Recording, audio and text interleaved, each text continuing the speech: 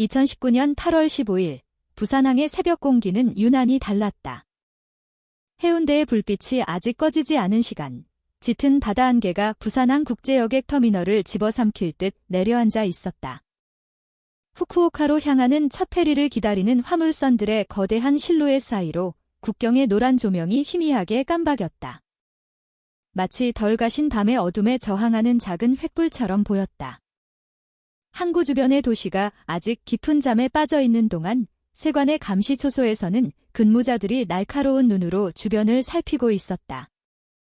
그날 아침이 한국 사회를 뒤흔들 끔찍한 비극의 서막이 되리라고는 아무도 예상하지 못했다.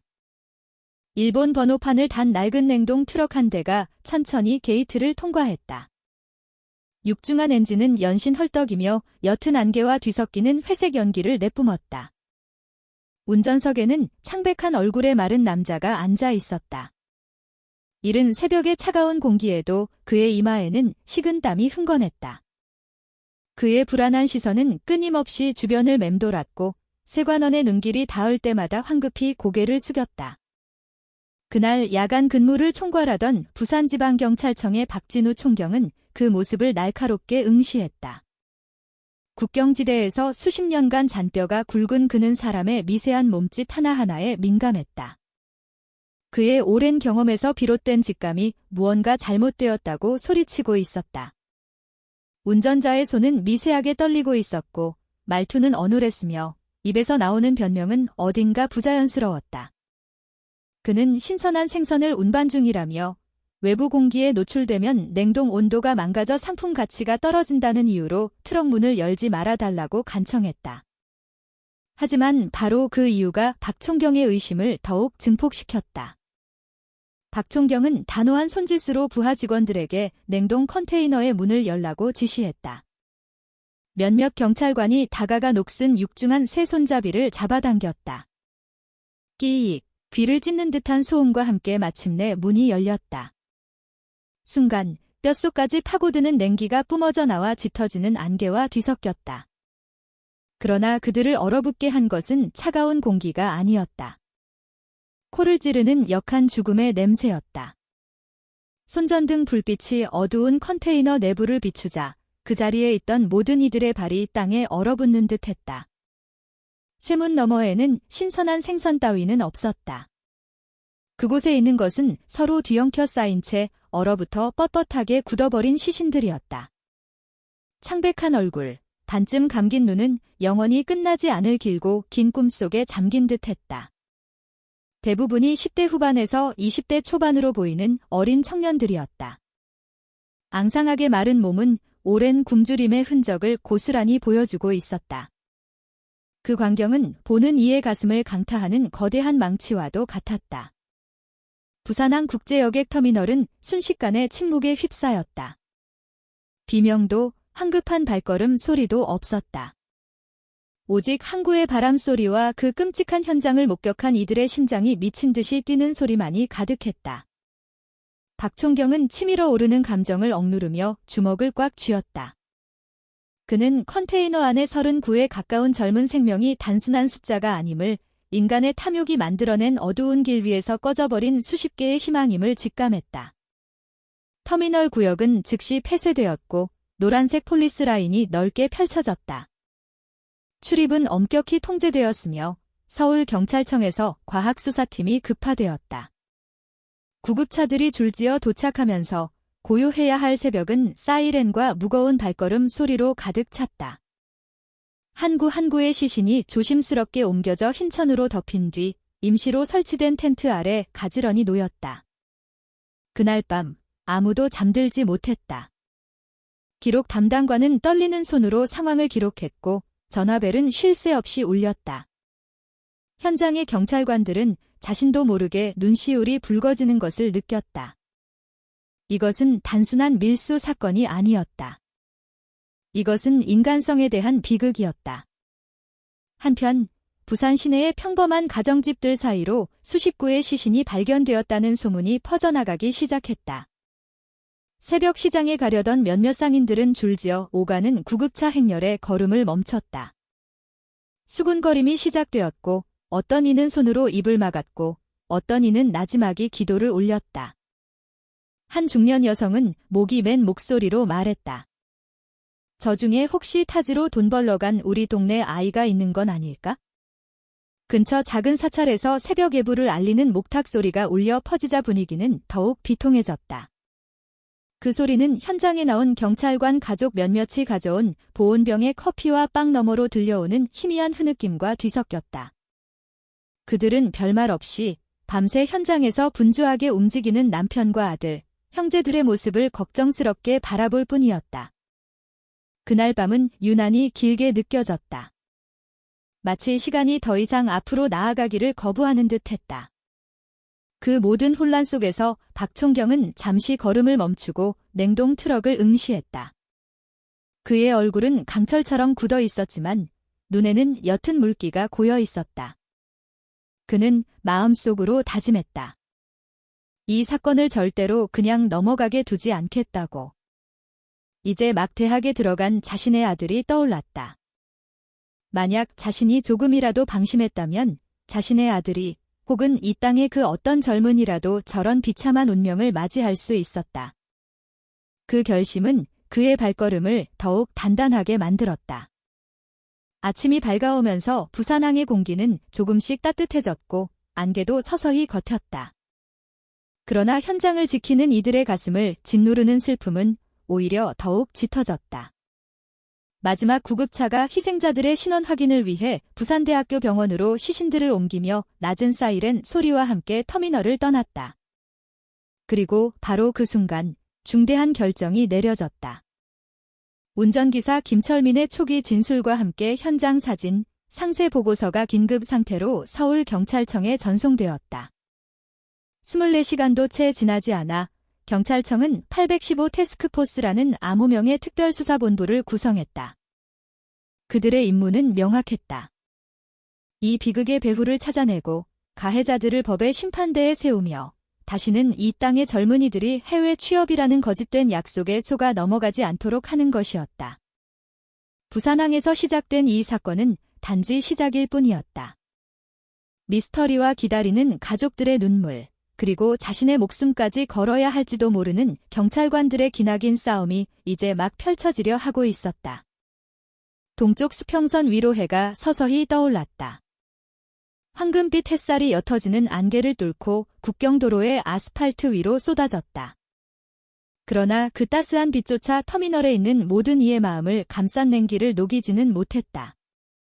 넓게 펼쳐진 노란색 폴리스 라인이 모든 접근을 막았고 통행하려던 시민들은 멀리서 호기심과 두려움이 뒤섞인 눈으로 현장을 바라볼 수밖에 없었다.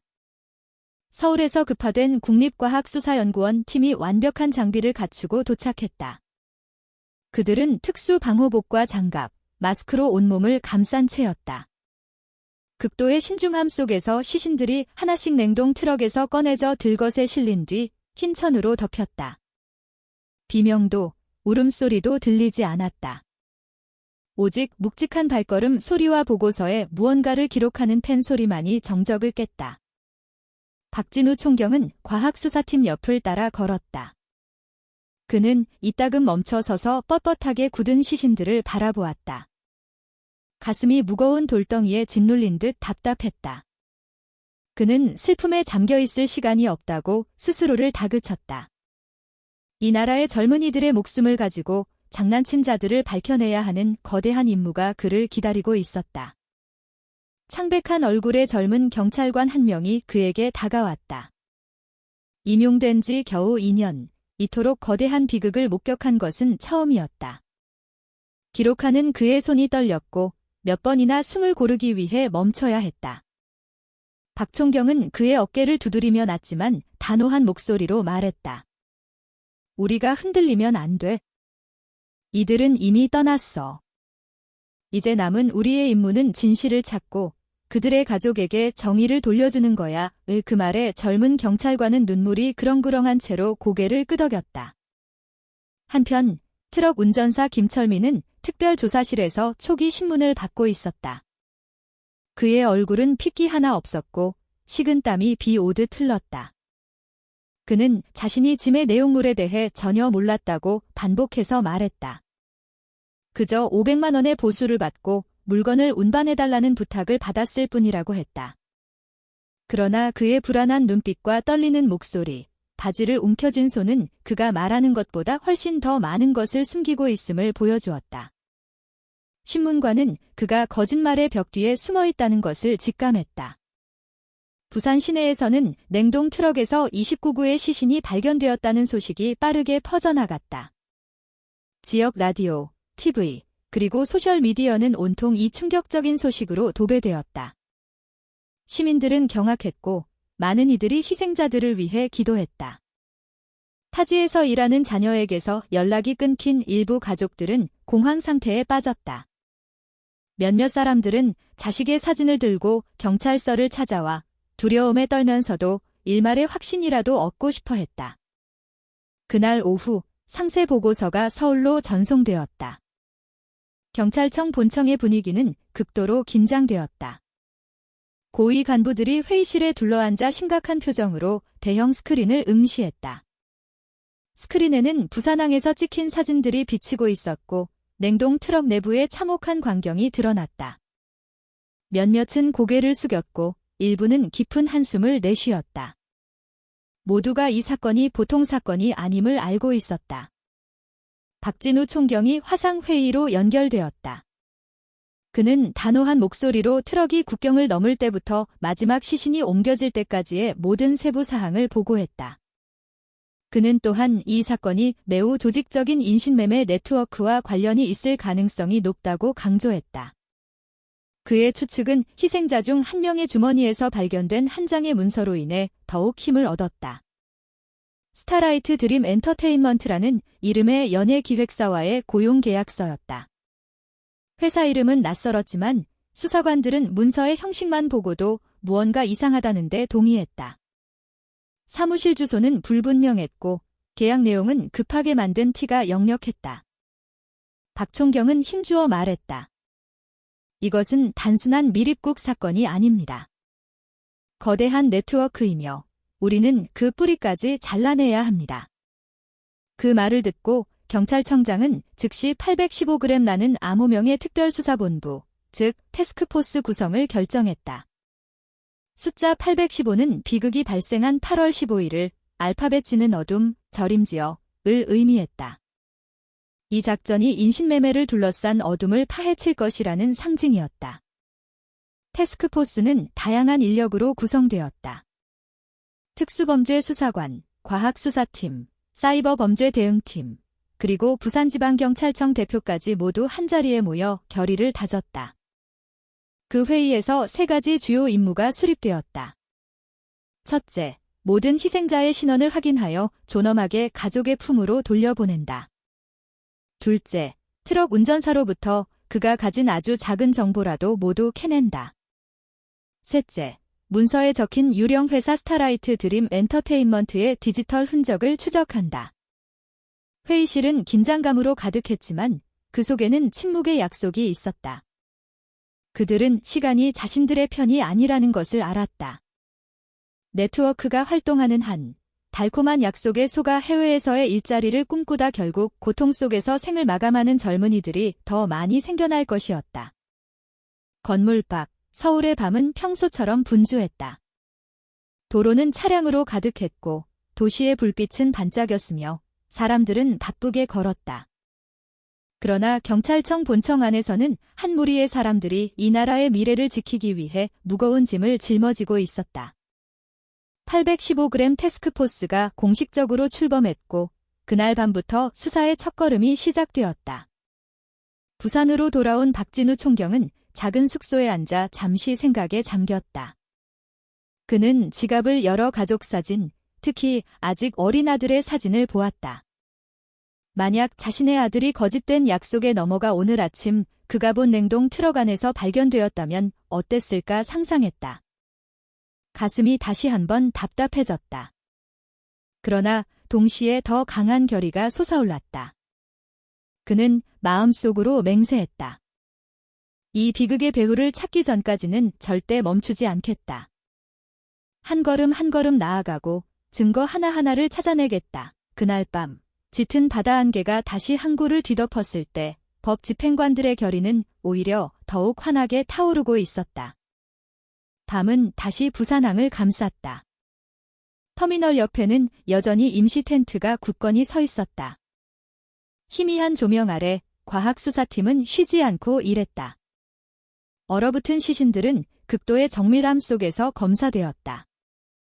시끄러운 소리는 없었다. 오직 의료기구 소리, 빠르게 무언가를 적는 펜 소리, 그리고 감정을 억누르는 경찰관들의 무거운 한숨 소리만이 간간히 들렸다. 한 구 한 구, 신원 확인을 위해 시신을 덮고 있던 천이 걷혔다. 대부분은 아직 젊었다. 대부분 18세에서 25세 사이였다. 깡마른 몸과 튀어나온 뼈는 영양실조의 흔적을 보여주었다. 일부 시신의 팔과 등에는 오래되어 말라붙은 상처와 멍 자국이 있었다. 한 법의관이 동료에게 속삭였다. 이 흔적들은 명백히 폭력을 당했음을 보여주고 있어. 다른 테이블에서는 희생자들의 유품이 검사되고 있었다. 낡은 지갑, 저가형 스마트폰, 가족사진 조각, 그리고 몇 장의 구겨진 지폐. 모든 물품은 특수 코드가 적힌 증거물 봉투에 담겼다. 경찰관들은 조심스럽게 물건들을 다루었다. 이 보잘것없는 물건들이 집에서 애타게 기다리고 있을 가족과 희생자를 연결하는 유일한 끈이 될 수 있음을 알기 때문이었다. 증거물 더미 속에서 한 수사관이 다른 무언가를 발견했다. 가지런히 접힌 종이 한 장이 들어있는 작은 비닐봉지였다. 펼쳐보니 스타라이트 드림 엔터테인먼트라는 회사 로고가 찍힌 고용계약서였다. 종이는 구겨지고 잉크는 발에 있었지만 내용은 분명히 읽을 수 있었다.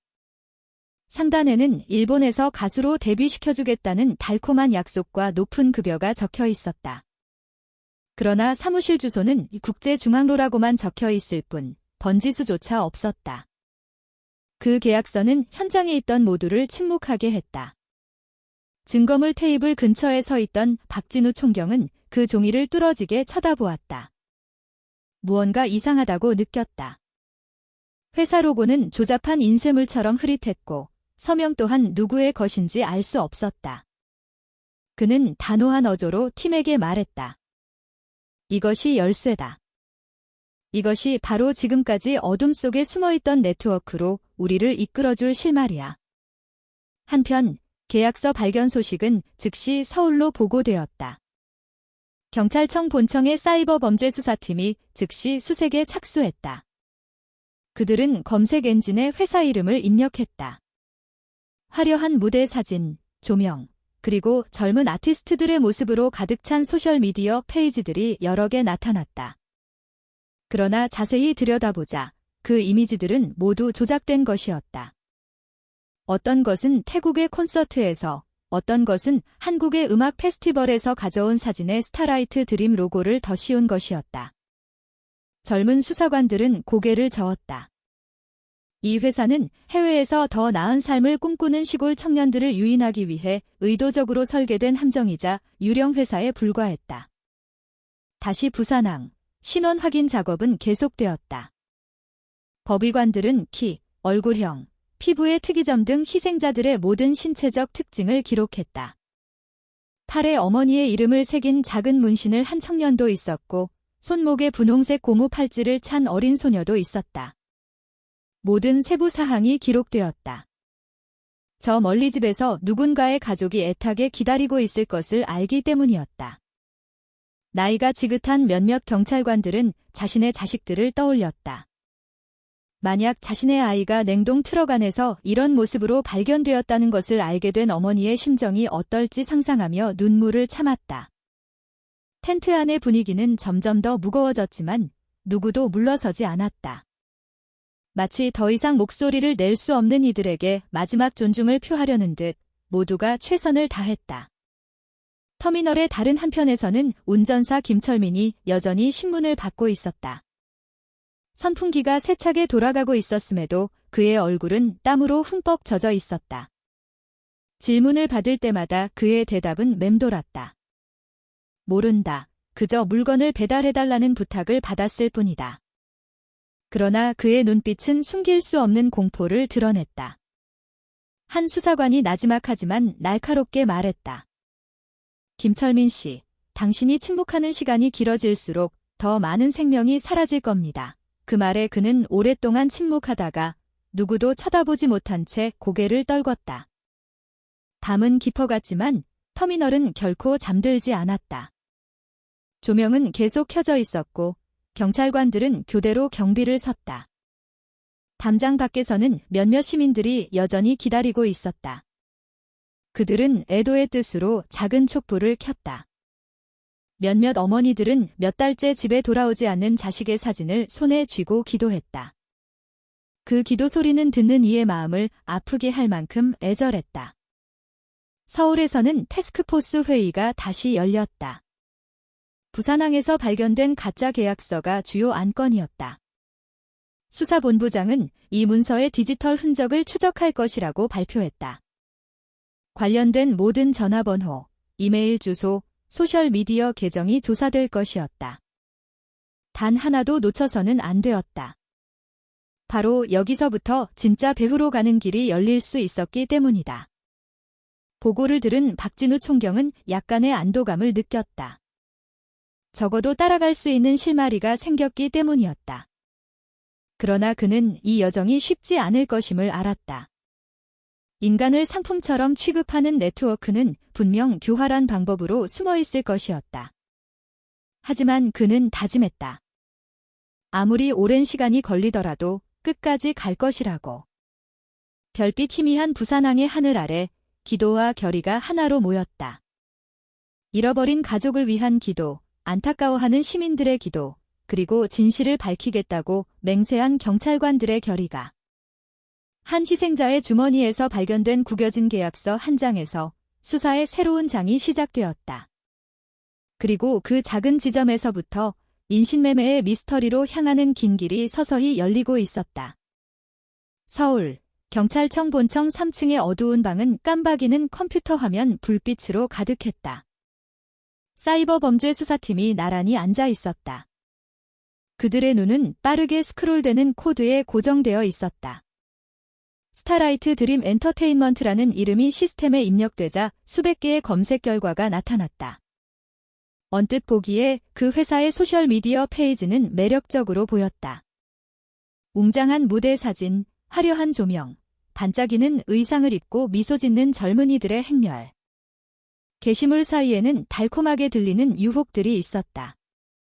일본에서 아이돌이 될 기회, 높은 급여, 무료 숙소 제공, 그리고 유명한 스타가 될 것이라는 약속. 그러나 자세히 들여다볼수록 거짓임이 명백해졌다.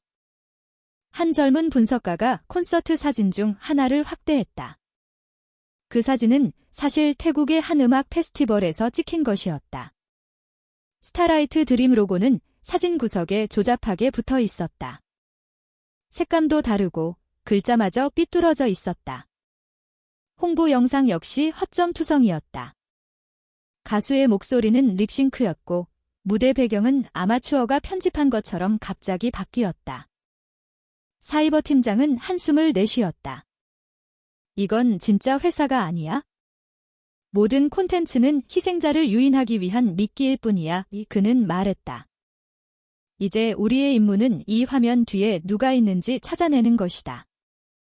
디지털 포렌식 기술을 이용해 분석가들은 모집 광고를 올린 계정들을 추적하기 시작했다. 거의 모든 계정이 가짜였다. 프로필 사진은 인터넷에서 가져온 것이었고 사용자 이름은 무작위였으며 기재된 전화번호는 계속 바뀌었다. 그러나 가상세계에서도 완벽하게 사라지는 흔적은 없었다. 모든 게시물에는 숨기기 어려운 디지털 지문, 즉 IP 주소가 남아있었다. 몇 시간의 작업 끝에 팀은 하나의 패턴을 발견했다. 새로운 광고가 올라올 때마다 반복적으로 나타나는 몇몇 IP 주소가 있었다. 이상하게도 그 주소는 일본이 아닌 한국, 더 정확히는 부산에서 비롯된 것이었다. 디지털 지도가 열리자 화면에 붉은 점이 나타났다. 첫 번째 점은 부산 진구의 한 PC방에서, 두 번째 점은 해운대구의 한 작은 오피스텔에서 나왔다. 그 발견에 사무실은 순간 정적이 흘렀다. 이는 이 네트워크가 국경 너머에서만 활동하는 것이 아니라 국내에도 협력자를 두고 있다는 것을 의미했다. 그들은 의도적으로 부산에 사람을 심어 희생자를 찾고 소셜미디어 계정을 관리하며 쉽게 믿는 젊은이들을 더대 걸리게 하고 있었다. 화상으로 보고를 듣던 박진우 총경은 잠시 침묵했다. 그리고 단호한 목소리로 말했다. 입구를 찾았군. 여기서부터 누가 모집하고 누가 관리하며 희생자들이 어디로 끌려갔는지 추적할 수 있을 거야. 한편 부산의 삶은 평소와 같이 흘러가고 있었다. 서면의 번화가에서는 젊은이들이 즐겁게 웃고 떠들었고 광안리 해변에서는 가족들이 산책을 즐기고 있었다. 그 누구도 해운대의 한 평범한 오피스텔에서 누군가가 매일 노트북 앞에 앉아 치명적인 거짓 약속을 퍼뜨리고 있다는 사실을 알지 못했다. 부산지방경찰청 팀이 즉시 투입되었다. 그들은 PC방 손님으로 위장했다. 구석자리에 조용히 앉아 들어오는 모든 사람을 주시했다. 그들의 노트북 화면에 추적 중인 IP 주소가 다시 나타났다. 방 안에 있는 누군가가 방금 모집 광고를 올렸다는 신호였다. 경찰관들의 심장이 빠르게 뛰었다. 그들이 찾는 사람이 불과 몇 자리 건너에 있을지도 몰랐다. 서울의 사이버팀은 계속해서 파고들었다. 그들은 게시 시간의 패턴을 발견했다. 거의 모든 새 광고는 밤 9시에서 자정 사이에 나타났다. 많은 젊은이들이 소셜미디어를 보며 더 나은 미래를 꿈꾸고 고액 연봉의 유혹에 쉽게 넘어가는 시간을 의도적으로 선택한 것이었다. 815g 태스크포스 본부장은 이 모든 것을 기록했다. 그는 두 갈래의 수사 방향을 결정했다. 첫 번째는 부산에서 직접 감시하여 계정 운영자를 체포하는 것. 두 번째는 모집책과 대화를 시작하기 위해 잠재적 희생자로 위장하여 디지털 함정을 만드는 것이었다. 밤이 깊어지고 경찰청의 어두운 방에서는 컴퓨터 화면이 계속 켜져 있었다. 분석가들은 커피와 마른 빵으로 잠을 쫓으며 교대로 일했다. 그들은 시간이 적이라는 것을 알았다. 네트워크가 활동하는 한 더 많은 젊은이들이 속을 것이었다. 부산항에서 박총경은 다시 순찰을 돌았다. 그는 고요한 바다를 바라본 뒤 어제 냉동 트럭이 지나간 길을 보았다. 마음속으로 속삭였다. 너희의 길을 찾았다. 인간의 목숨을 가지고 장난치는 자가 누구든 우리가 잡으러 갈 것이다. 부산과 경남의 작은 마을들에서는 수사에 대한 소문이 계속 퍼져나갔다. 김해의 한 어머니는 3개월째 집에 돌아오지 않는 딸의 사진을 붙잡고 기도했다.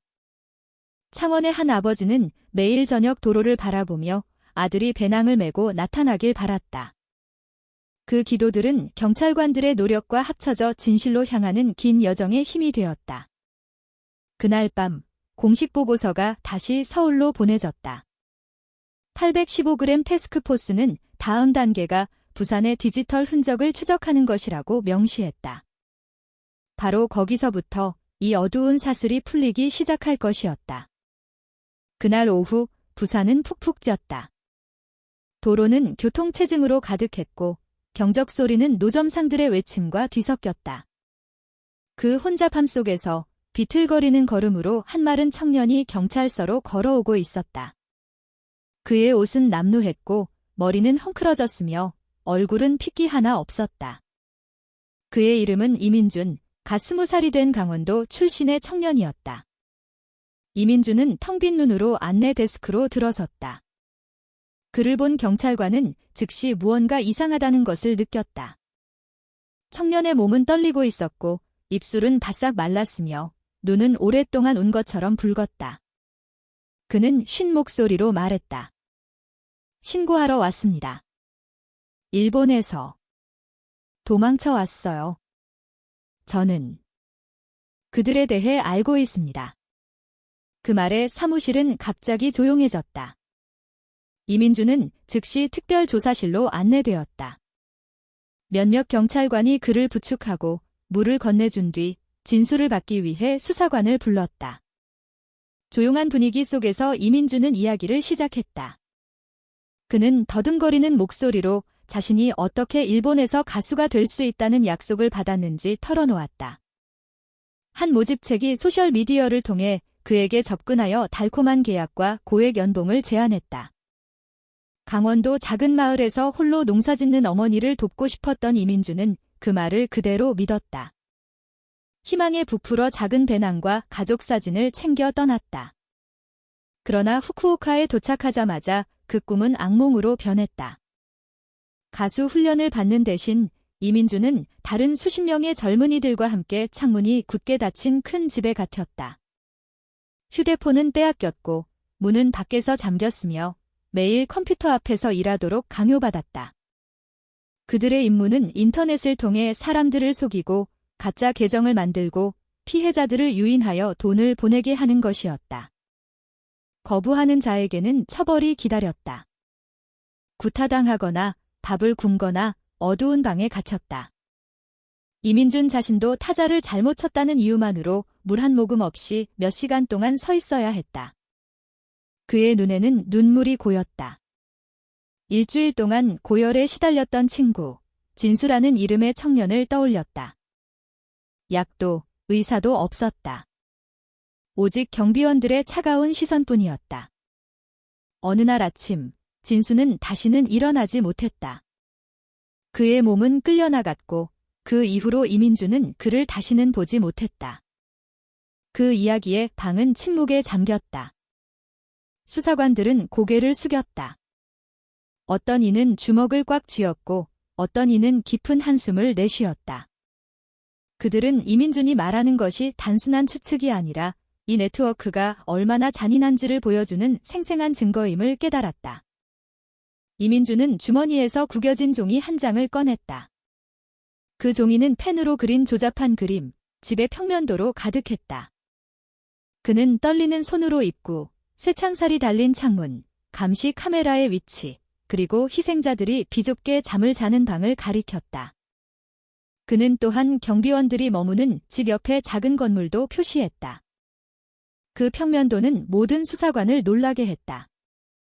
그들은 이제 인신매매 네트워크의 소굴로 가는 지도를 손에 넣은 것이었다. 이민주는 또한 두 명의 중요한 이름을 언급했다. 첫째, 강민호라는 키가 크고 마른 한국인. 그는 일본 조직에 협력하며 희생자들의 작업을 관리하고 임무를 분배하고 처벌을 내리는 자였다. 둘째, 타나카 회장이라고 불리는 인물.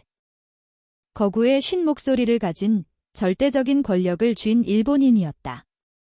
그의 손짓 한 번에 수십 명의 젊은이들의 운명이 결정되었다. 화상으로 보고를 듣던 박진우 총경은 가슴이 울리는 것을 느꼈다. 그는 이민준의 증언이 황금 열쇠임을 알았다.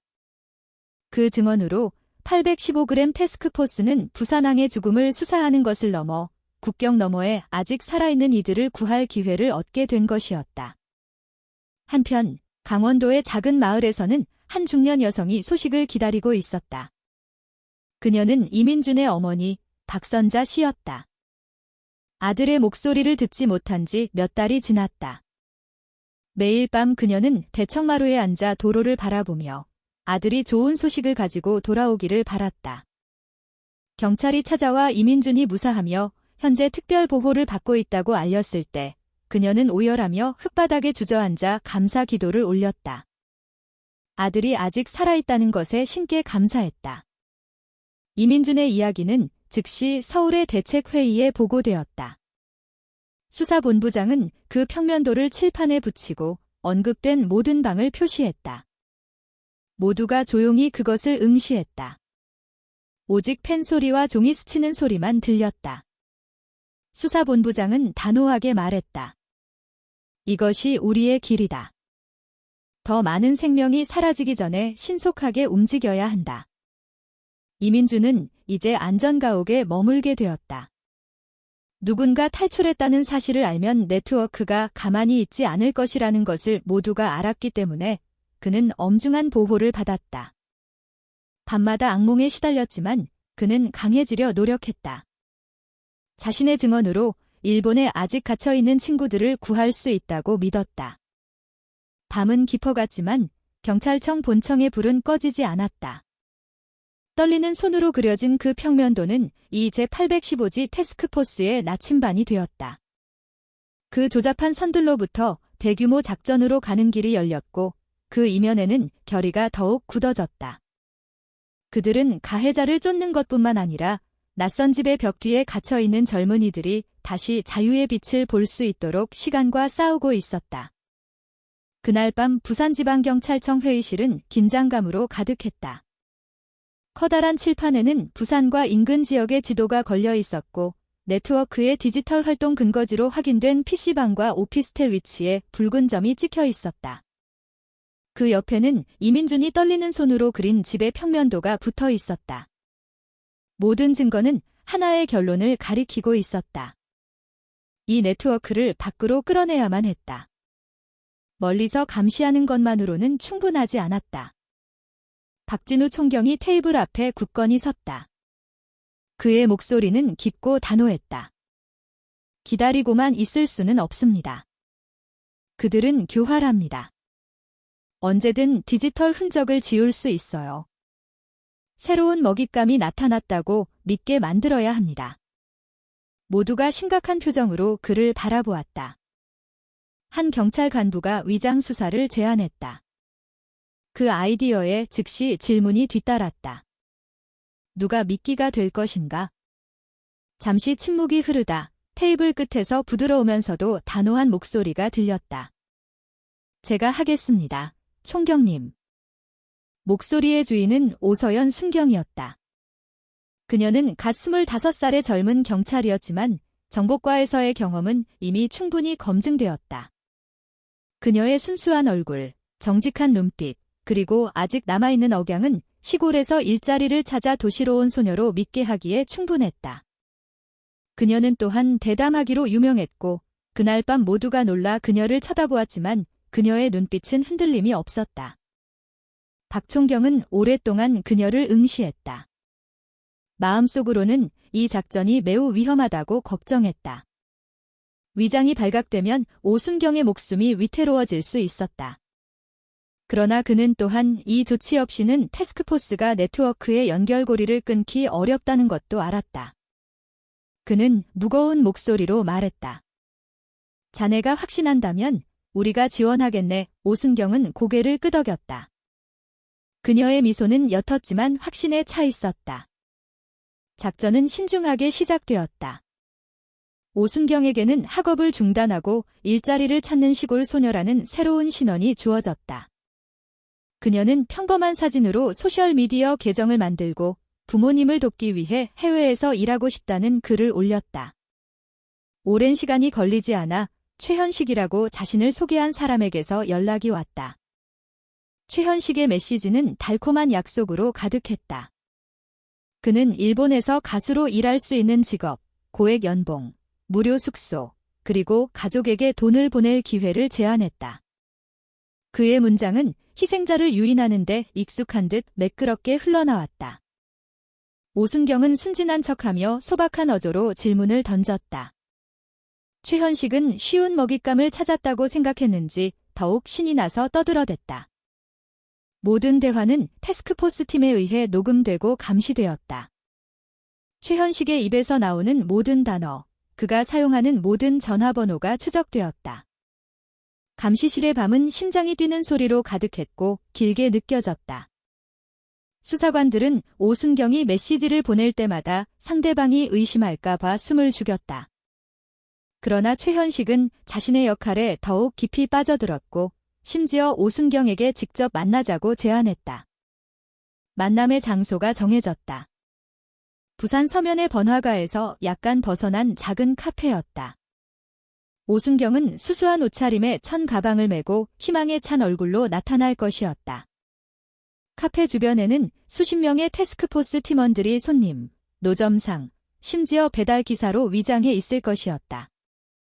모두가 조용히 움직이며 상황이 위험해질 경우 오순경을 보호할 준비를 하고 있었다. 그날이 왔다. 해질녘, 오순경은 카페로 들어섰다. 그녀는 구석 테이블에 앉아 따뜻한 차 한 잔을 주문했다. 손은 차가웠지만 얼굴은 평온을 유지했다. 그녀 주변의 몇몇 테이블에는 이미 휴대폰을 보거나 조용히 대화하는 척하는 팀원들이 앉아 있었다. 얼마 지나지 않아 말끔하게 차려입은 한 남자가 들어왔다.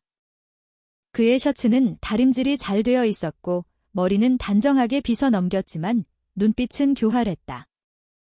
그가 바로 최현식이었다.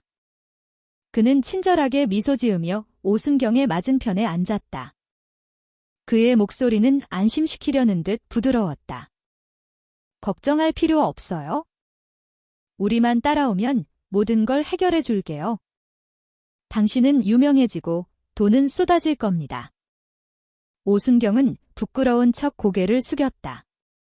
그녀는 가방에서 몇 장의 가족 사진을 꺼내며 나지막이 말했다. 저는 그저 부모님을 돕고 싶을 뿐이에요. 최현식은 작게 웃으며 오순경의 손을 토닥였다. 믿어요. 당신은 옳은 길을 선택한 겁니다. 그 대화는 오순경의 가방 안에 숨겨진 작은 녹음기로 녹음되었다. 모든 단어는 증거를 강화했고 모든 문장은 이 네트워크가 어떻게 작동하는지를 보여주었다. 카페 밖에서는 경찰관들이 준비하고 있었다. 누군가는 카메라를 쥐고 있었고 누군가는 수갑을 준비했다. 만남은 약 30분 동안 계속되었다. 최현식은 다른 전화번호를 주며 출국 준비를 위해 연락하겠다고 약속했다. 그는 자신의 모든 움직임이 감시되고 있다는 사실을 전혀 눈치채지 못한 채 안심했다. 그가 자리에서 일어나 카페를 떠나는 순간 비밀 신호가 주어졌다. 순식간에 평범해 보이던 거리는 작전 현장으로 변했다. 위장한 몇몇 경찰관이 즉시 그의 앞을 막아섰고 다른 이들은 출구를 봉쇄했다. 최현식은 놀라서 도망치려 했지만 그의 팔은 즉시 제압되었다. 순식간에 그의 손목에는 수갑이 채워졌다. 주변 사람들은 잠시 혼란스러워했지만 작전은 신속하고 조용하게 진행되었다. 최현식은 경찰차로 끌려 들어갔다. 그의 얼굴은 창백했고 눈은 탈출구를 찾으려 미친 듯이 흔들렸지만 모든 문은 이미 닫혀 있었다. 그의 손에서 여러 대의 휴대폰, SIM 카드, 그리고 이름과 연락처가 적힌 작은 수첩이 발견되었다. 이 모든 것이 귀중한 증거가 되었다. 그리고 그 수첩에는 유독 눈에 띄는 이름 하나가 있었다. 강여사. 그날 밤, 부사는 단순한 모집책 한 명의 체포를 목격한 것이 아니었다. 그날 밤은 전환점이 되었다.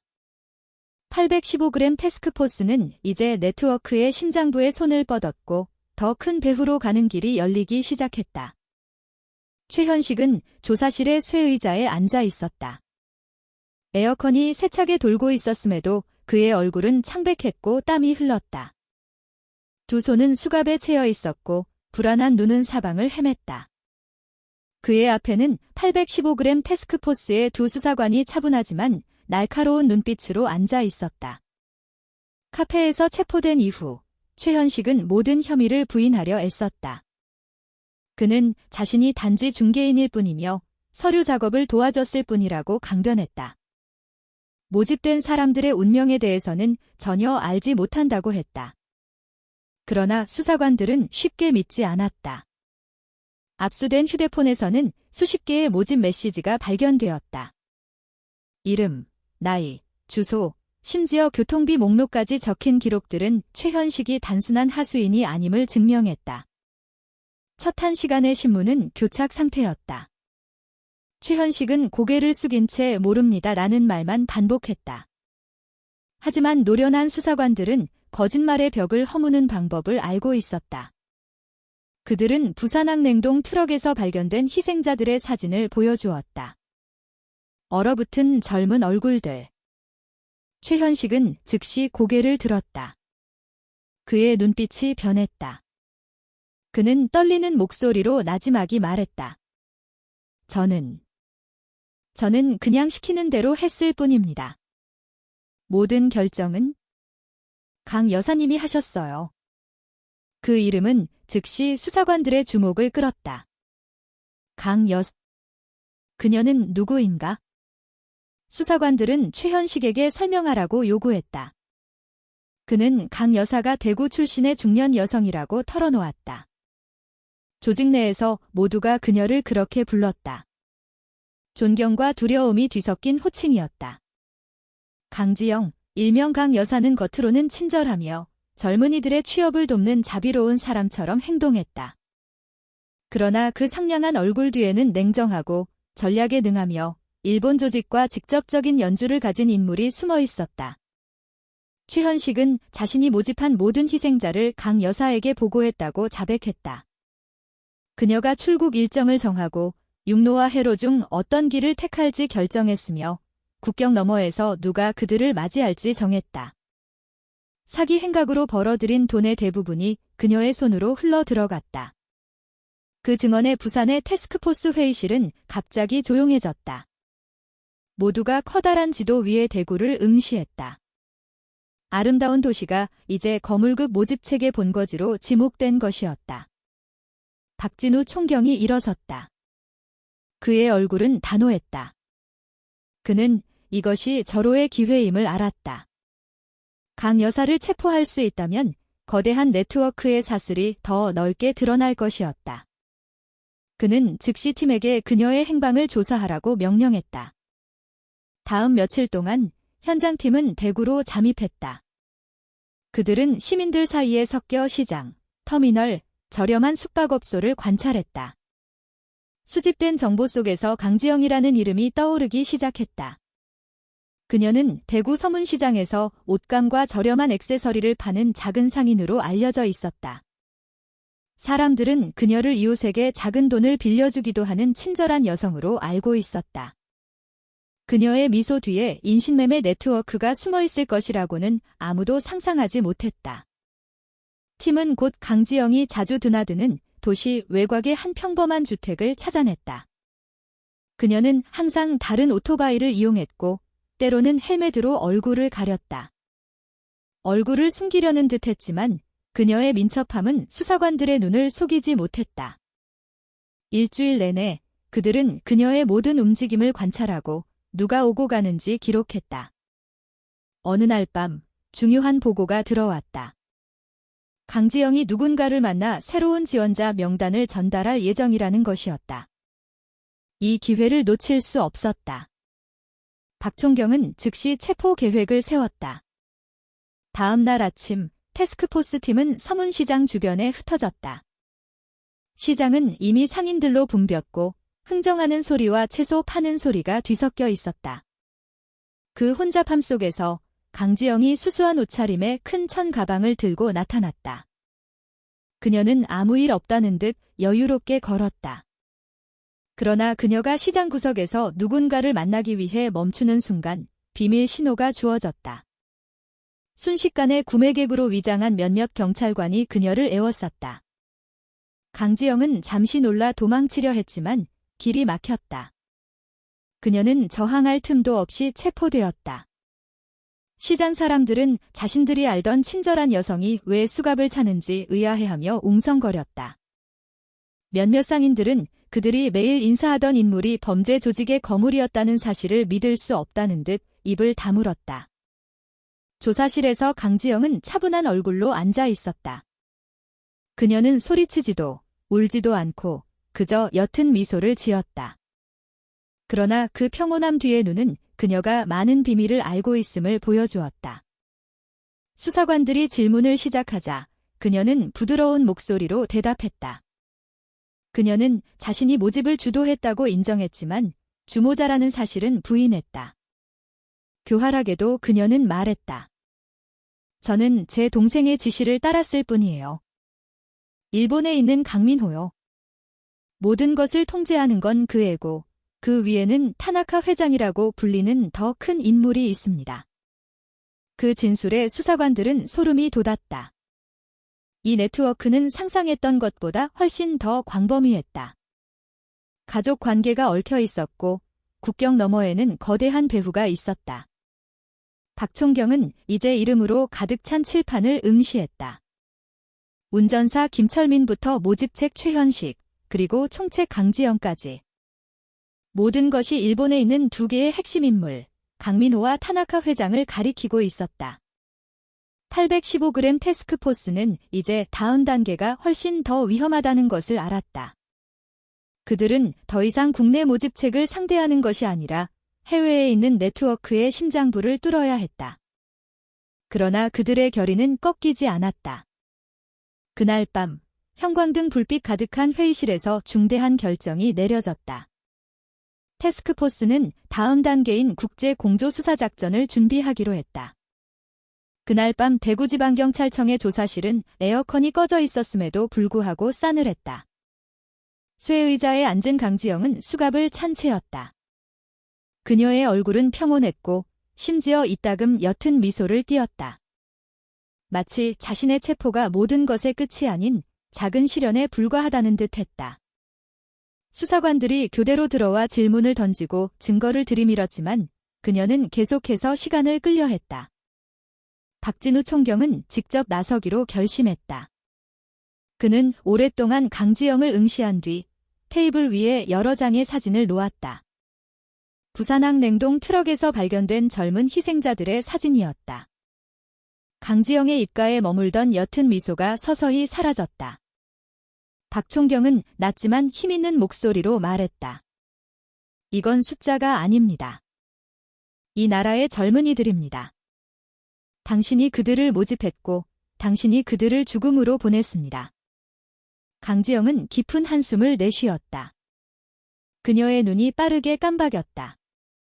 그리고 그녀는 나지막이 말했다. 저는 작은 일부일 뿐이에요. 저는 지시를 따랐습니다. 이 모든 것은 일본에 있는 제 동생, 강민호가 통제하고 있어요. 그 이름은 즉시 기록되었다. 수사관들은 서로 시선을 교환했다. 마침내 생존자 이민준이 언급했던 인물이 강지영의 입에서 나온 것이었다. 강지영은 말을 이었다. 강민호는 단순한 동생이 아니었다. 어릴 때부터 교활하고 사람을 이용하는 데 능했다. 후쿠오카에 정착한 후 그는 어둠의 조직과 연계하여 연예 기획사 대표로 위장했다. 그가 바로 한국에서 일본으로 희생자들을 보내는 모든 과정을 총괄하는 자였다. 사기와 강제 노동으로 얻은 돈이 그의 손으로 흘러 들어갔고 그중 일부는 그보다 더 큰 권력을 가진 타나카 회장에게 바쳐졌다. 수사관들은 계속해서 파고들었다. 강지영은 자신이 모든 지원자 명단을 강민호에게 넘겼다고 인정했다. 그 후로는 강민호가 국경에서 누가 픽업할지, 누가 감금시설에 배치될지, 누가 온라인 사기 조직에서 강제로 일하게 될지를 결정했다. 희생자가 저항할 경우 처벌을 결정하는 것도 그의 몫이었다. 그 자백으로 수사의 방향은 더욱 명확해졌다. 그러나 강지영은 어리석지 않았다. 그녀는 모든 비밀을 털어놓으면 자신의 안전이 위협받을 것을 알았다. 그녀는 차가운 어조로 말했다. 더 많은 것을 이야기해 줄 수 있어요. 하지만 제 안전을 보장해 주세요. 저는 민호를 압니다. 그 애가 어떻게 일하는지 알아요. 배신자는 누구든 가차없이 처리할 겁니다. 815g 태스크포스는 그 위험을 인지했다. 그러나 강지영의 정보는 매우 귀중했다. 처음으로 국내 모집책과 국제 네트워크를 연결하는 명백한 증거가 확보된 것이었다. 며칠 후 서울에서 대규모 회의가 열렸다. 경찰청, 인터폴, 그리고 주한 일본 대사관의 경찰 주재관 대표들이 참석했다. 대형 스크린에는 용의자들의 이름이 사진과 각자의 역할과 함께 명확하게 표시되어 있었다. 조직도의 최상단에는 두 개의 큰 이름이 굵은 글씨로 쓰여 있었다. 강민호와 타나카 켄지 회장. 분위기는 극도로 진지했다. 수사본부장은 이 네트워크를 소탕하기 위해 한국이 단독으로 움직일 수 없다고 설명했다. 잘 계획된 국제 공조 작전이 필요했다. 일본 대표단은 고개를 끄덕이며 동의했다. 그들 역시 후쿠오카에서 활동하는 어둠의 조직에 대한 보고를 오랫동안 받아왔다. 그러나 네트워크가 교묘하게 숨어들었기 때문에 그들은 돌파구를 찾지 못하고 있었다. 이제 한국이 가져온 증거가 열쇠가 된 것이었다. 한편 부산에서는 강지영의 체포 소식이 널리 퍼졌다. 많은 시민들이 충격을 받았다. 그들은 강지영을 이웃을 자주 돕는 친절한 여성으로 알고 있었다. 그녀의 미소 뒤에 거대한 범죄가 숨어 있을 것이라고는 아무도 상상하지 못했다. 희생자 가족 몇몇이 경찰서를 찾아와 잃어버린 자녀들의 소식을 얻을 수 있기를 바랐다. 눈물이 흘렀고 기도가 올려졌으며 희미한 희망이 다시 타올랐다. 안전가옥에서 이민주는 강지영의 체포 소식을 들었다. 여전히 트라우마에 시달리고 있었지만 그의 눈은 약간 빛났다. 그는 진실에 가까워질수록 일본에 있는 친구들이 구출될 가능성이 커진다는 것을 알았다. 그는 계속해서 수사관들을 도왔다. 강민호의 습관, 경비원들이 희생자를 감시하는 방식, 그들을 수송하는 데 자주 사용되는 차량에 대한 세부 정보를 추가했다. 박진우 총경은 이 모든 진전을 신중하게 지켜보았다. 그는 네트워크의 핵심에 가까워지고 있지만 그만큼 더 위험해지고 있다는 것을 알았다. 강민호는 평범한 범죄자가 아니었다. 그는 돈과 부하들을 가지고 있었고 모두가 두려워하는 타나카 회장의 보호를 받고 있었다. 거대한 계획이 수립되기 시작했다. 특별팀이 일본 경찰과 협력하기 위해 후쿠오카로 파견될 것이었다. 이 작전은 신속하고 정확하게 수행되어야 했다. 작은 실수 하나가 희생자들을 다른 곳으로 옮기거나 심지어 흔적을 지우기 위해 살해하는 결과를 초래할 수 있었다. 그날 밤 소박한 회의실에서 박 총경은 동료들을 바라보았다. 그는 무거운 목소리로 말했다. 우리는 부산항에서 이미 29명의 생명을 잃었습니다. 단 한 명도 더 잃게 둘 수는 없습니다. 우리는 움직여야 합니다. 밖에는 서울의 하늘이 별로 가득했다. 그러나 815g 태스크포스에게 그날 밤은 쉴 시간이 아니었다. 그들은 여정이 이제 막 시작되었음을 알았다. 그리고 바다 건너편에서는 강민호와 타나카 회장이 온갖 속임수를 동원해 그들을 기다리고 있었다. 일본 후쿠오카의 경찰 본부 회의실은 두 나라에서 온 이들의 긴장감으로 가득했다. 한쪽에는 단정한 제복을 입은 일본 경찰 고위 간부들이, 다른 한쪽에는 전날 밤 막 도착한 한국의 815g 태스크포스 팀원들이 앉아 있었다. 긴 테이블 중앙에는 후쿠오카시의 대형 지도가 펼쳐져 있었다. 몇 개의 붉은 점이 희생자 감금 시설, 스타라이트 드림 유령 사무실, 그리고 타나카 회장의 본거지로 추정되는 대형 빌라 등 중요 위치를 표시하고 있었다. 박진우 총경이 단호한 목소리로 회의를 시작했다. 그는 부산항 사건에서 시작된 수사가 어떻게 이 거대한 네트워크를 밝혀내게 되었는지 설명했다. 그는 가짜 계약서, 생존자 이민준의 증언, 그리고 강지영의 자백에 이르기까지 모든 증거를 제시했다. 모든 것이 강민호와 타나카 회장을 주모자로 지목하고 있었다. 일본 경찰 간부 한 명이 일어서서 그들 역시 오랫동안 같은 장소에서 벌어지는 불법 활동을 의심해왔다고 설명했다. 그러나 수사를 할 때마다 네트워크는 항상 사라졌다. 그들은 신속하게 희생자들을 옮기고 심지어 입을 막기 위해 사람들을 매수했다. 이제 한국이 가져온 증거로 그들을 단속할 문이 활짝 열린 것이었다. 회의는 몇 시간 동안 계속되었다. 언제 움직이는 것이 최선인지, 발각되지 않고 진입하는 방법, 확보해야 할 탈출로, 그리고 가장 중요하게는 새로운 희생자를 내지 않고 피해자들을 구출하는 방법 등 모든 세부 사항이 검토되었다. 긴 토론 끝에 작전은 새벽 3시에 실행하기로 결정되었다. 그 시간은 도시가 아직 고요하고 경비원들이 방심할 가능성이 높으며 상대를 기습할 기회가 더 큰 시간이었다. 3개의 팀이 구성되었다. 제1팀은 희생자 감금 시설을 급습한다. 제2팀은 유령 사무실을 덮친다. 그리고 특수부대가 포함된 제3팀은 타나카 회장의 빌라를 돌파하는 임무를 맡았다. 일본 경찰이 제공한 임시본부에서 한국 팀원들은 준비에 들어갔다. 무기를 점검하고 방탄조끼를 착용하고 통신 장비를 시험했다. 그들의 얼굴은 진지했고 농담 한마디 없었다. 모두가 이 임무 뒤에 수십 명의 생명이 구출을 기다리고 있다는 것을 알고 있었다. 방 한 구석에서 박총경은 칠판에 붙어있는 희생자, 가족들의 사진을 응시했다. 순수한 미소를 띤 젊은 얼굴들이 있었다. 그는 다시 부산항해 사건, 냉동 트럭에서 꺼내지던 얼어붙은 시신들을 떠올렸다. 그 이미지는 그들이 이번에 반드시 성공해야 하는 이유를 상기시켜 주었다. 다른 한편에서 오서연 순경은 자신이 항상 가지고 다니던 작은 녹음기를 점검하고 있었다. 그녀는 자신의 역할이 급습팀만큼 크지 않을 수도 있다는 것을 알았지만 이전에 미끼로서 보여준 용기가 여기까지 오는 길을 열었다는 것을 알고 있었다. 그녀는 마음속으로 이 작전이 정말로 희생자들의 고통을 끝내기를 기도했다.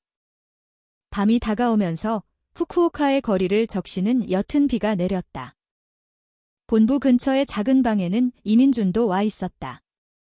그는 엄중한 보호를 받고 있었지만 지시를 돕기 위해 요청되었다. 그는 떨리는 목소리로 감금시설의 연문, 친구들이 자주 갇히던 가장 어두운 방을 가리키고 타나카 회장의 빌라에 있는 경비견에 대해 경고했다. 경찰관들은 모든 것을 진지하게 기록했다. 시계 바늘이 새벽 2시를 향하자 모든 팀이 준비를 마쳤다. 특수 차량들이 본부 마당에 줄지어 섰다. 엔진은 소음 없이 켜졌고 헤드라이트는 꺼진 채 대시보드에 작은 불빛만 보였다. 대원들은 헬멧을 쓰고 무기를 다시 한번 점검한 뒤 각자의 차량에 올랐다. 비는 그쳤고 후쿠오카의 거리는 고요했다. 차량들은 밤을 가르며 빠르게 움직였고 수십 명의 굳은 결의를 품은 사람들을 싣고 있었다. 차 안은 침묵이 흘렀다. 어떤 이는 마음속으로 기도했고 어떤 이는 멍하니 앞을 응시했으며 어떤 이는 무기를 꽉 쥐었다. 무전기에서는 일본 경찰 작전 지휘관의 목소리가 들려왔다. 주된 임무는 희생자 구출이며 모든 사격은 신중해야 하고 모든 단계는 정확해야 한다고. 실수의 여지는 없었다. 시계가 정확히 3시를 가리키자 작전 개시 신호가 주어졌다. 세 팀이 동시에 각자의 목표를 향해 움직였다. 평소에는 한적했던 후쿠오카의 작은 거리들은 이제 거대한 작전의 조용한 증인이 되었다. 희생자 감금 시설에서는 제1팀이 이미 접근하고 있었다. 그 안에서는 수십 명의 젊은이들이 아직 깨어 있었다. 일부는 울고 있었고 일부는 차가운 바닥에 힘없이 앉아 있었다. 그들은 곧 그 쇠문이 열리고 그들을 다시 자유로 이끌 것이라는 것을 알지 못했다. 스타라이트 드림 주령 사무실에서는 컴퓨터들이 여전히 켜져 있었다. 화면에는 활성화된 가짜 계정들이 표시되어 있었다. 경비원들은 그날 밤이 평소와 같이 지나갈 것이라고 생각했고 창밖으로 다가오는 부대원들의 발소리를 알지 못했다. 그리고 타나카 회장의 대형 빌라에서는 희미한 웃음소리가 안에서 들려왔다. 조직의 보스는 아마도 견고한 벽과 무장한 부하들에게 둘러싸여 안전하다고 느꼈을 것이다. 그는 몇 분 안에 그 모든 것이 무너져 내릴 것이라는 것을 알지 못했다. 이 국제 공조작전은 단지 법에 관한 것만은 아니었다. 경찰관들에게 이것은 약속이었다. 다시는 단 한 명의 젊은이도 트럭 안에서 얼어 죽게 두지 않겠다는 약속. 그들을 가족의 품으로 돌려보내겠다는 약속. 아무리 강한 어둠이라도 결국 진실의 빛에 의해 무너질 것임을 보여주겠다는 약속이었다. 정확히 새벽 3시, 후쿠오카의 정적이 깨졌다. 북쪽에서 제1팀이 희생자 감금시설로 이동했다. 소박한 집의 외벽은 밖에서 보기에 조용했다. 구석에 작은 등 하나만 켜져 있을 뿐이었다. 그러나 쇠문 뒤에서는 수십 명의 젊은이들이 웅크리고 있었다. 일부는 소리 죽여 울고 있었고 일부는 절망적인 얼굴로 무릎을 끌어안고 있었다. 작은 폭발음이 들리며 부대가 가벼운 폭약으로 자물쇠를 열었다. 쇠문이 튕겨나가고 손전등 불빛이 즉시 방 안을 휩쓸었다. 경찰이다. 움직이지 마. 우렁찬 명령이 울려 퍼졌다. 처음에는 두려움에 떨던 희생자들은 이제 눈을 동그랗게 떴다. 일부는 비명을 질렀고 일부는 희망에 찬 눈으로 일어섰다. 순식간에 방은 안도의 울음으로 아수라장이 되었다. 경찰관들은 즉시 그들을 진정시키고 담요를 건네주며 한 명씩 밖으로 데리고 나갔다. 몇몇 젊은이들은 바닥에 엎드려 절을 하기도 했다. 자유가 정말로 찾아왔다는 것을 믿을 수 없다는 듯이. 두 번째 장소인 스타라이트 드림 주령 사무실에서는 작전이 신속하게 진행되었다. 컴퓨터들은 여전히 켜져 있었고 화면은 입력 중이던 가짜 메시지로 가득했다. 문이 부서지는 소리에 운영자들은 깜짝 놀랐다. 일부는 뒷문으로 도망치려 했지만 이미 대기하고 있던 경찰관들에게 즉시 제압되었다. 저항할 시간도 없이 모두 체포되었다. 그들의 손은 묶였고 얼굴은 공포로 창백했다. 수백 개의 서류, 휴대폰, 기록들이 압수되었다. 지금까지 디지털 사기의 중심지였던 그 방은 이제 고요해졌다. 오직 증거를 기록하는 수사관들의 카메라 소리만이 바쁘게 울렸다. 그러나 세 번째 장소, 타나카 회장의 대형 빌라에서는 격렬한 저항이 기다리고 있었다. 높은 담, 쇠 울타리, 감시 카메라가 그곳을 지배하기보다는 요새처럼 보이게 했다. 부대가 접근하자 경비견이 시끄럽게 짖으며 거주자들을 깨웠다. 순식간에 타나카의 부하들이 무기를 들고 뛰쳐나왔다. 총격전이 벌어졌다. 총소리가 밤을 가르며 멀리까지 울려 퍼졌다. 한국과 일본의 연합부대는 벽과 장갑차 뒤에 몸을 숨기며 조심스럽게 움직였다.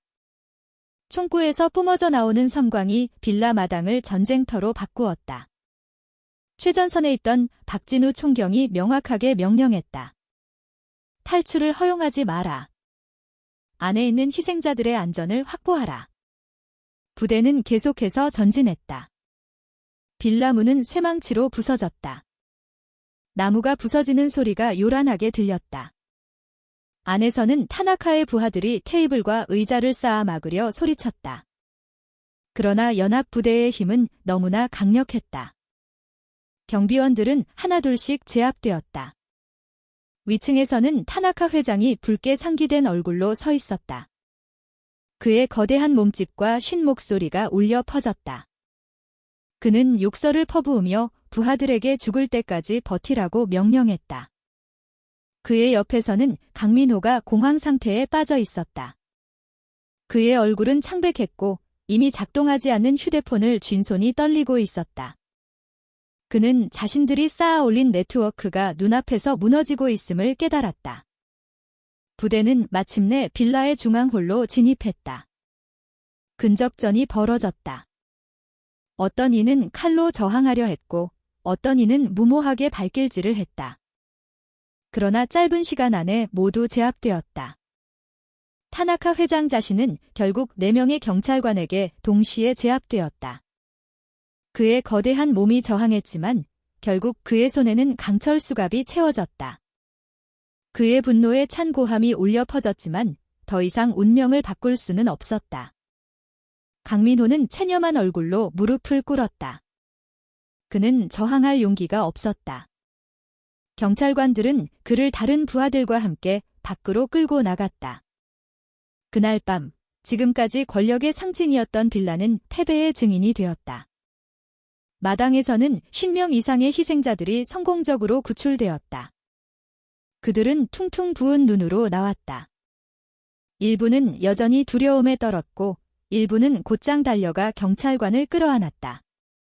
어떤 이는 무릎을 꿇고 큰 소리로 울었고 어떤 이는 한국 태스크포스 팀이 가져온 작은 태극기에 입을 맞추었다.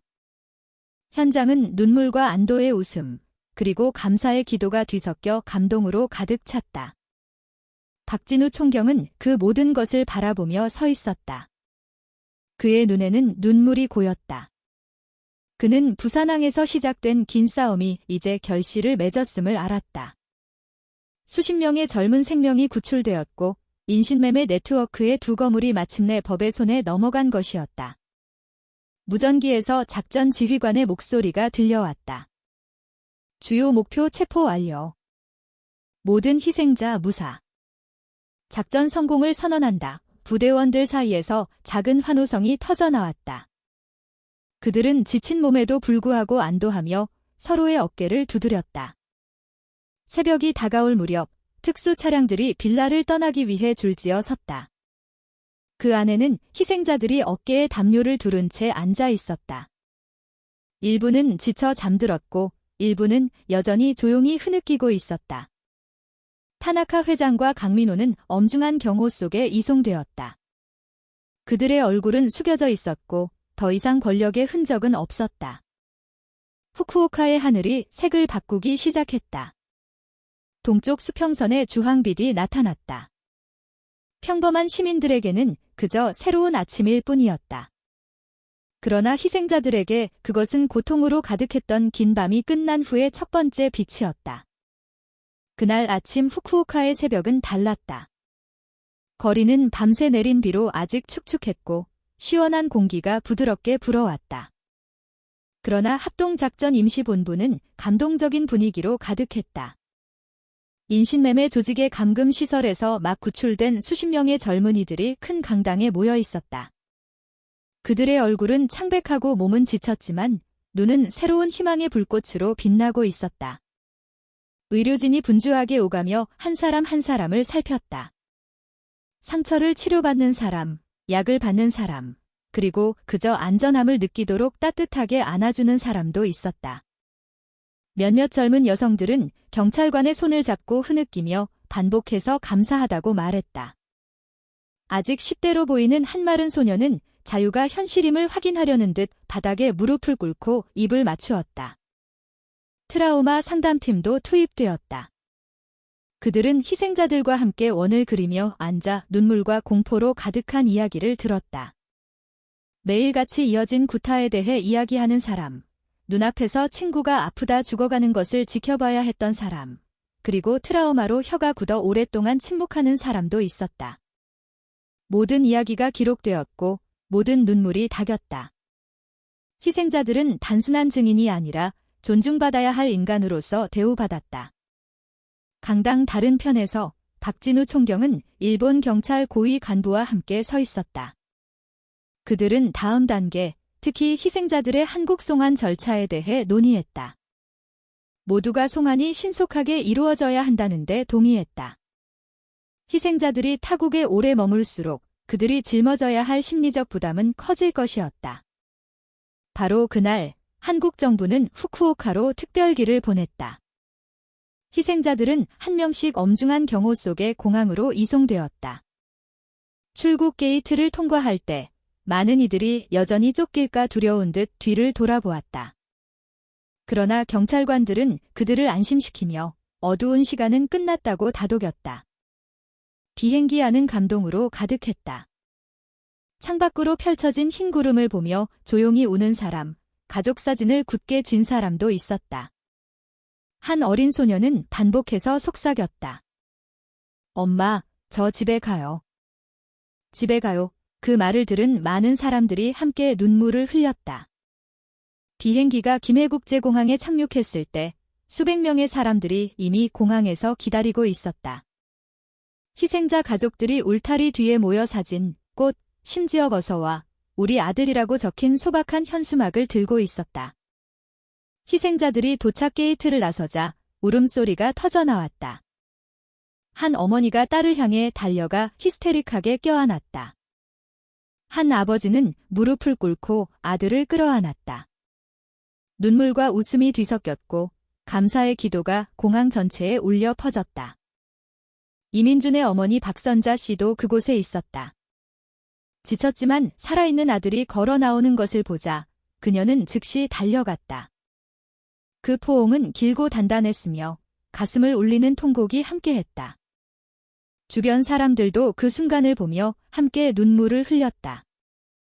희생자들은 이후 부산의 특별재활센터로 옮겨졌다. 그곳에서 그들은 의료치료, 심리상담, 그리고 다시 삶을 설계할 수 있도록 직업훈련을 받게 될 것이었다. 정부는 그들이 완전히 사회로 복귀할 준비가 될 때까지 지원을 아끼지 않겠다고 약속했다. 한편 후쿠오카에서는 법적 절차가 신속하게 진행되었다. 타나카 회장과 강민호는 엄중한 경호 속에 구치소에 수감되었다. 한때 거만했던 그들의 얼굴은 이제 숙여져 있었다. 기자들이 사진을 찍으려 할 때마다 그들은 수치심과 두려움의 손으로 얼굴을 가렸다. 사건 파일이 즉시 정리되었다. 일본 경찰은 한국 태스크포스와 협력하여 증거를 통합했다. 가짜 계약서, 희생자 명단, 데이터로 가득 찬 컴퓨터, 그리고 희생자들의 증언이 기소의 근거가 되었다. 타나카와 강민호가 빠져나갈 구멍은 없었다. 서울에서는 고위급 조정회의가 열렸다. 외교부, 경찰청, 범죄 피해자 보호기관이 함께 모였다. 그들은 이 사건이 체포로 끝나서는 안 된다는데 동의했다. 국경 순찰 강화, 농어촌 지역에서의 예방교육, 국가 간 사법 공조 강화 등 지속적인 조치가 뒤따라야 했다. 희생자들의 집에서는 삶이 다시 움직이기 시작했다. 트라우마는 여전히 남아 있었지만 깊은 감사가 있었다. 마을 주민들은 그들을 환영하기 위해 힘을 모았고 소박한 잔치를 열고 사찰에서 함께 기도를 올리며 그 젊은이들이 다시 일어설 수 있도록 지지를 보냈다. 그러나 박진우 총경에게 싸움은 아직 끝나지 않았다. 그는 타나카 회장과 강민호가 여러 나라에 흩어져 있는 거대 네트워크의 일부에 불과하다는 것을 알았다. 아직 배후에 숨어있는 자들이 많았고 아직 발견되지 않은 희생자들이 있었다.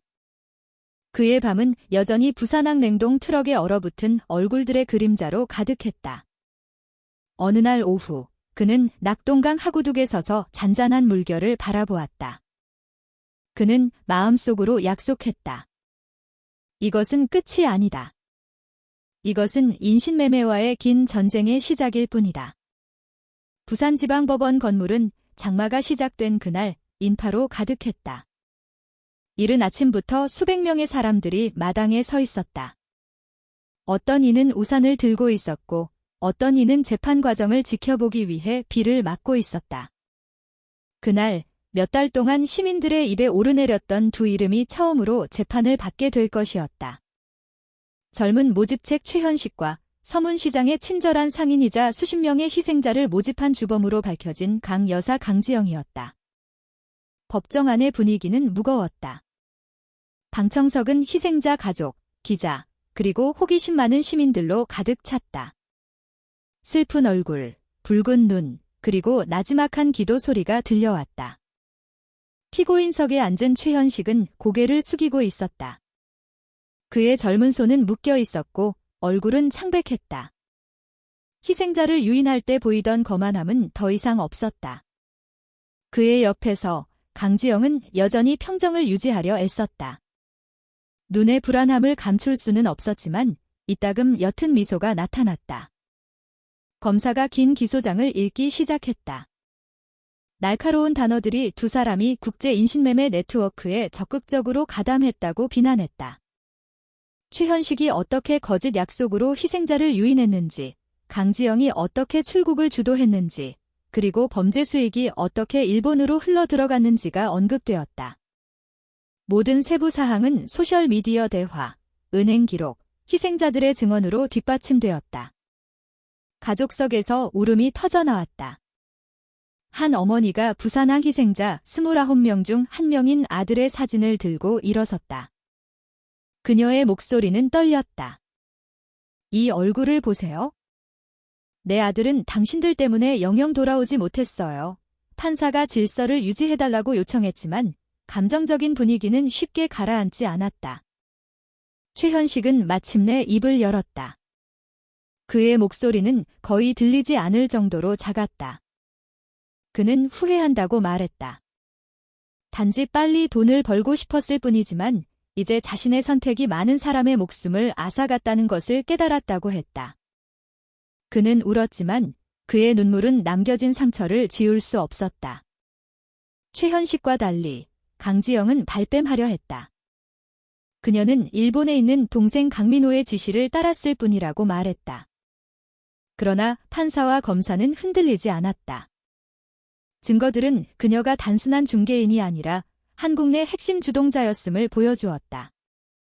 그녀가 유지하려던 옅은 미소는 판사가 그토록 잔인한 범죄에 대해 법이 용서하지 않을 것이라고 강조하자 서서히 사라지고 창백한 얼굴로 변했다. 재판은 몇 시간 동안 계속되었지만 모든 눈은 집중되어 있었다. 건물 밖에서는 비가 거세게 내렸지만 시민들은 여전히 자리를 지켰다. 그들에게 이것은 단지 법에 관한 것이 아니라 자식들을 위해 반드시 세워져야 할 정의에 관한 것이었다. 한편 일본 후쿠오카에서는 타나카 회장과 강민호의 재판 역시 큰 주목을 받았다. 법원은 국내외 기자들로 가득 찼다. 이 사건은 동남아시아에서 가장 큰 인신매매 관련 재판 중 하나로 간주되었다.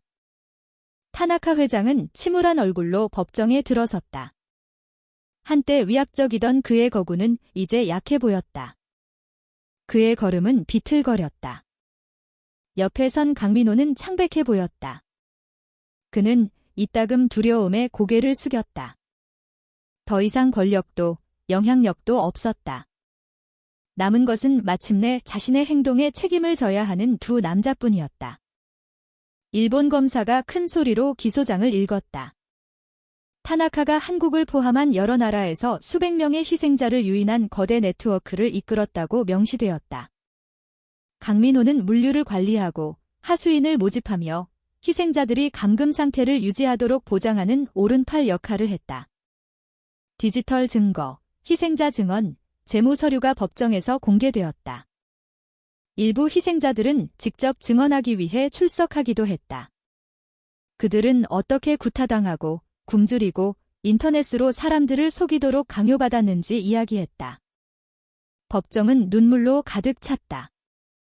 판사는 심각한 얼굴로 들었다. 이따금 깊은 한숨을 내쉬었다. 언론은 이 재판을 대대적으로 보도했다. TV 뉴스 헤드라인은 고개를 숙인 타나카 회장과 희생자의 증언을 듣고 우는 강민호의 얼굴을 조명했다. 국제사회는 이 사건을 국경을 넘어 확산된 인신매매 네트워크가 얼마나 끔찍한지를 보여주는 거울이라며 강력히 비난했다. 한국에서는 국민들이 생중계를 통해 재판 진행 상황을 지켜봤다. 많은 사람들이 찻집에 모여 TV 화면을 함께 보고 분노에 찬 어조로 논평했다.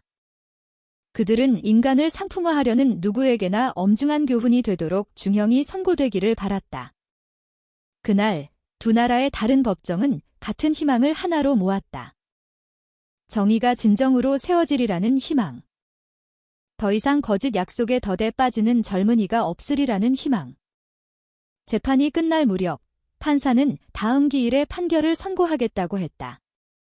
그러나 참석한 모든 이들은 증거가 너무나 강력하다는 것을 알았다. 피고인들이 빠져나갈 길은 없었다. 건물 밖에서 박진우 총경은 군중을 바라보며 서 있었다. 그는 여정이 아직 길다는 것을 알았다. 앞으로 더 많은 재판이 남아 있었고 회복해야 할 희생자들이 있었다. 그러나 그는 또한 그날이 큰 발걸음, 즉 법이 범죄에 지지 않을 것이라는 메시지임을 알았다. 그리고 희생자 가족들의 마음속에는 상처가 아직 아물지 않았지만 약간의 평온이 찾아왔다. 그들은 자식들의 삶을 파괴한 자들이 이제 피고인석에 앉아 있는 것을 직접 목격했다. 그날 부산의 하늘은 흐렸다. 법원 건물은 희생자 가족, 지역 주민, 그리고 카메라를 든 기자들로 가득 찼다. 모두가 결정적인 순간을 기다리고 있었다. 판사가 최현식과 강지영에 대한 판결을 선고하는 날이었다. 법정은 조용했다. 재판부가 들어서자 모두가 일어섰다가 긴장된 채 다시 앉았다. 피고인석에 앉은 최현식의 얼굴은 창백했고 손은 떨렸다. 반면 강지영은 눈의 불안함을 감추지 못하면서도 평온한 척했다. 재판장이 두꺼운 서류를 펼치고 단호한 목소리로 판결을 읽기 시작했다. 모든 증거와 증언을 고려한 결과 법원은 피고인 최현식이 인신매매 범죄를 저지른 사실이 인정됨을 선언합니다. 그는 무기징역을 선고받았다. 법정에서 울음이 터져나왔다. 희생자 가족들은 안도의 환호성을 질렀다. 일부는 서로 껴안으며 큰 소리로 울었다. 최현식은 고개를 숙였다. 그의 눈물이 떨어졌다. 그는 떨리는 목소리로 후회합니다라고 말했지만 그 말은 그가 저지른 큰 죄를 지울 수 없었다. 강지영의 차례였다. 판사는 그녀의 역할에 대해 길게 읽었다. 그녀가 어떻게 거짓 약속으로 희생자를 모집했는지, 어떻게 출국 경로를 정했는지, 그리고 돈이 어떻게 일본으로 흘러 들어갔는지. 모든 것이 반박할 수 없는 증거로 뒷받침되었다. 판사는 큰 소리로 말했다. 피고인 강지영에게 사형을 선고한다. 법정은 외침으로 흔들렸다. 어떤 이는 감사하며 절을 했고, 어떤 이는 히스테릭하게 울었으며, 어떤 이는 눈물 젖은 얼굴로 침묵했다. 강지영은 두 손으로 얼굴을 가렸다. 그녀의 몸이 떨렸다. 한때 항상 보이던 옅은 미소는 완전히 사라졌다. 그녀는 비틀거리는 걸음으로 끌려나갔다. 그녀의 범죄가 남긴 긴 그림자는 이제 철창 뒤와 무거운 판결로 끝을 맺었다. 건물 밖에서 기자들이 달려가 소식을 전했다. 이 판결은 그날 밤 TV의 주요 뉴스가 되었고 부산항 희생자들을 위한 정의라는 큰 제목이 붙었다. 한편 후쿠오카에서도 비슷한 상황이 벌어졌다.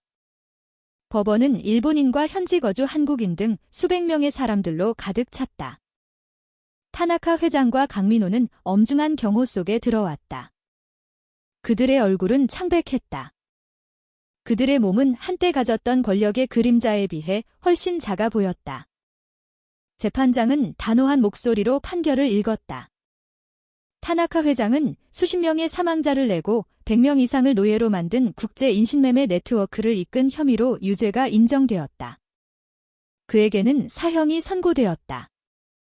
환호와 울음이 뒤섞여 법정을 가득 메웠다.